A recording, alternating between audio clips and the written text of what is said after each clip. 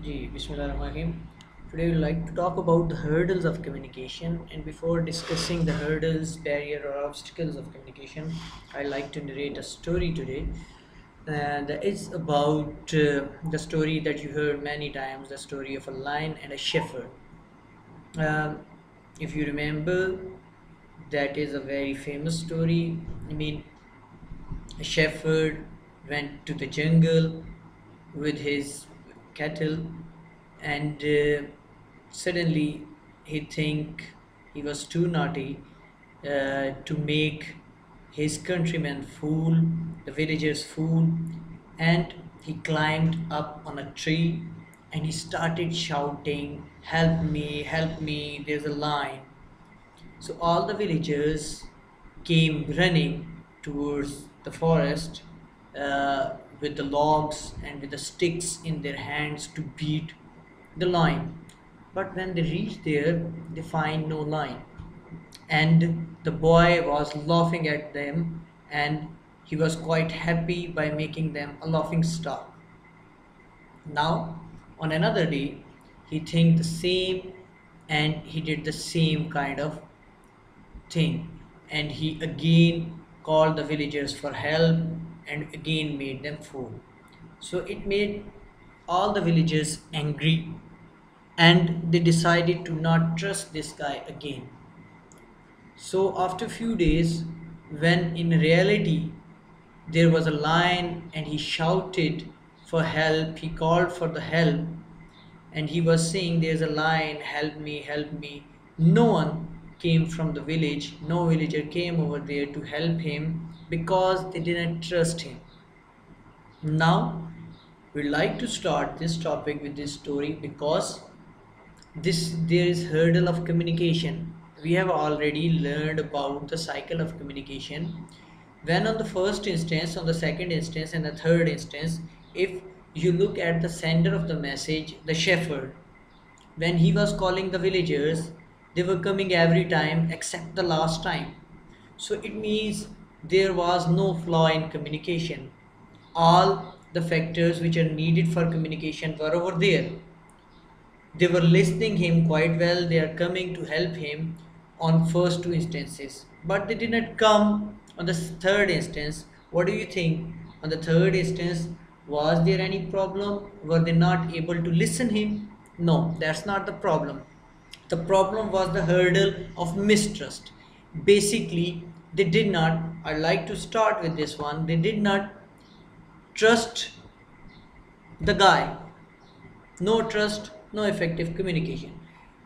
The third time, every aspect of communication and need of communication was fulfilled, but there was a lack of trust which hindered, which was the basically an obstacle in the way of communication. So even after listening to that guy, they did not come to help him, and finally the lion roared and tore him into the pieces and he died.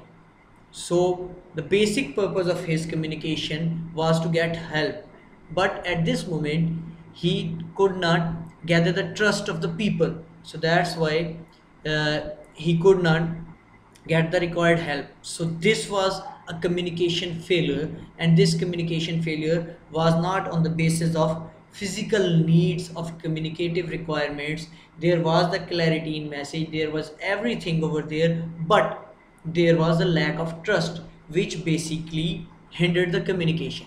So which was the basic barrier in the communications. That's why we are going to discuss a very important topic of the barriers of communication today. I mean, even if we are trying to fulfill each and every requirement of our communication, but there are some barriers, even then our communication cannot be effective. So that's why we need to avoid these barriers. Like, we need to build the trust. For avoiding the barrier of the lack of trust, we need to build the trust. So now let's move on with the first one, that is noise. There are two kind of noises, internal noise and external noise. For example, I am speaking here and there is the noise of the fan or noise of some other thing and you can't listen me, so that may be external noise. Probably I'm recording this lecture at the moment, and if my voice is not recorded properly, so that is due to that external noise, or there is some kind of noise in the gadget, then you can't hear me. So this is external noise. So whenever we want to communicate, we need to avoid external noise. Then internal noise may be physical or maybe not physical. That may be sound of our conscience. Sometimes some people speaks, some people tell a lie quite confidently, and some people, when they tell a lie, they are caught quite easily because they have no experience, and their internal noise is always disturbing that you are not going on the right track. So we need to avoid every kind of noise. So this is one hurdle. Then another hurdle is close-mindedness. So here you can see close-minded. Close-minded are the people, we can say them extremist. These are the extremists according to their thought.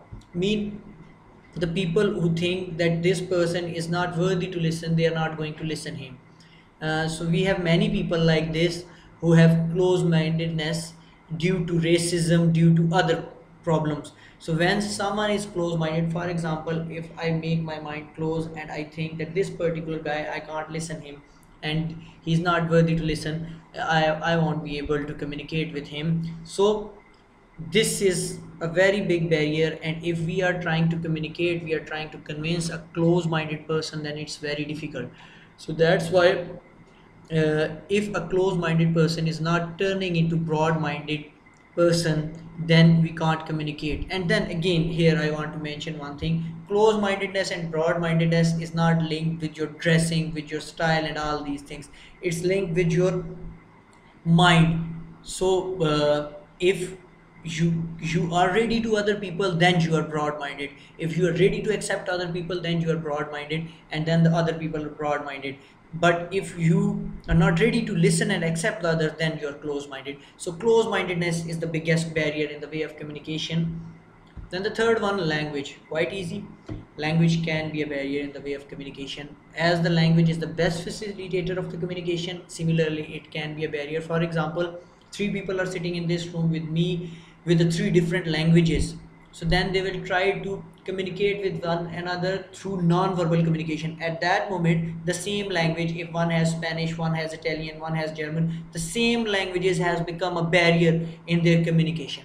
So, and as I've told you many times, if you are going in a far off village and you are not using the local language, you are speaking English or Pithi kind of Urdu language, and then you are coming that you have conveyed everything, but your language is not compatible with them and you could not communicate. So that's why language may be one of the barriers of communication. We need to avoid this barrier wherever we are facing it as a barrier, but we need to adopt it wherever it is the best facilitator. So we know the situation well. So lack of trust, I have already explained. I'm not going to explain it anymore. If you want to ask anything, you can comment. Then lack of interest. Similarly, like lack of trust, I mean, if I am delivering this lecture, you have started my video and you have no interest, definitely you are not going to listen to it anymore. So lack of interest is a kind of hurdle in the way of communication. For example, one of your friends, he is talking, he usually speaks a lot and he's talking a lot and you are not listening him, you are thinking that he's not worthy to listen. So this lack of interest is also a kind of hurdle in the way of communication. That's why we need to keep the interest of the people intact to make our communication more effective. Then let's move on. There is in the written messages, mostly we have seen there is complexity of message. Sometimes we made a very easy kind of message and we are thinking that we have conveyed the right message. We have discussed this thing already in the clarity, the lecture of clarity. You can go to that lecture and you can also understand from there. But here I have one example. Here you can see visiting guests can be nuisance. Now this sentence is seems quite simple, but here visiting may be participle, maybe gerund. If you are taking it as a participle, then its meaning is varying. If you are taking it as a gerund, then its meaning is varying. Now this is one noun phrase here, and here visiting is like a participle which is basically qualifying the guests. So then visiting guests can be boring means guests who visit us frequently are boring. And if you are thinking like this one, this is one gerund, this is another gerund, and then this is visiting guests. When we visit guests, it can be boring. I mean, visiting, going again and again towards guests. So overall, the main thing, what I like to tell you, the overall, if you look at this message, it looks like quite simple and easy, but it has different interpretation. In the same way, sometimes we write too long sentences and there are no proper commas and other full stops, and it's making it more complex. So that's why we need to keep the message simple for our audience. We have to facilitate our audience. If we are making the message like this one, we are making a message more and more and more complex to dominate them, but ultimately they are not understanding what you want to communicate, then your communication is not effective. So you need to keep your message simple and avoid complexity in message, otherwise it will be a hurdle. Then moving on to next one, that is stereotyping. Sometimes we as a person do stereotype the things. We take a generalized picture of a group of people, we think they are like this.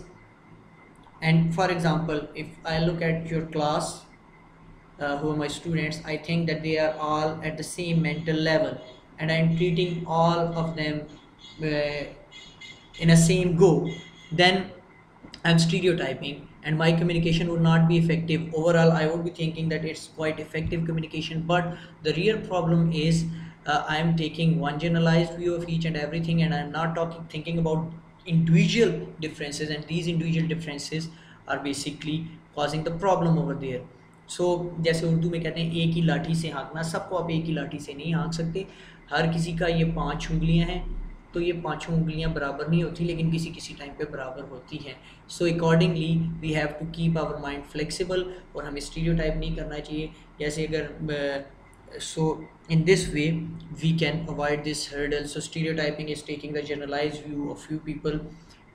So we should not generally taking a generalized view of the people and a group. So we need to avoid stereotyping as well. We should not think that everyone is the same type. Sometimes women say that every man uh, is wrong and every man is of same kind. So that is a wrong thing. And even then, sometimes few men say that every woman is wrong, so this is also wrong thing. So this kind of thinking is called stereotyping. When we stereotype one person, when we stereotype a group of people, like and we take one sample for all of them and we measure it accordingly, so we need to avoid it. This can be a hurdle in the way of communication.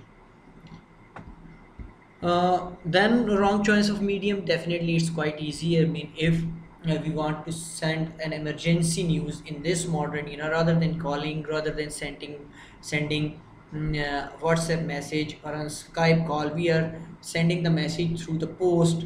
So it won't be the right choice of the medium. So if we want to convey a message to the whole nation, and a prime minister, rather than giving the message to the whole nation, he's just sending a message on the mobile phone, so that's not enough.